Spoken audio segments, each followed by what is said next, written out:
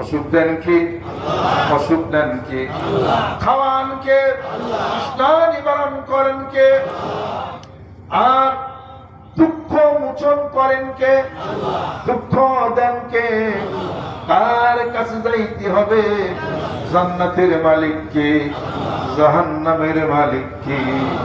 তাহলে ছোট্ট বিড়ম্বনাপূর্ণ পৃথিবীর বুকে থাকার পরে এত মন দিল আর চোখ এত ডাইনে বামে কেন যায়? যেরকম ঠিক কিনা? সুম্মা ইলাইহি তুরজাউন।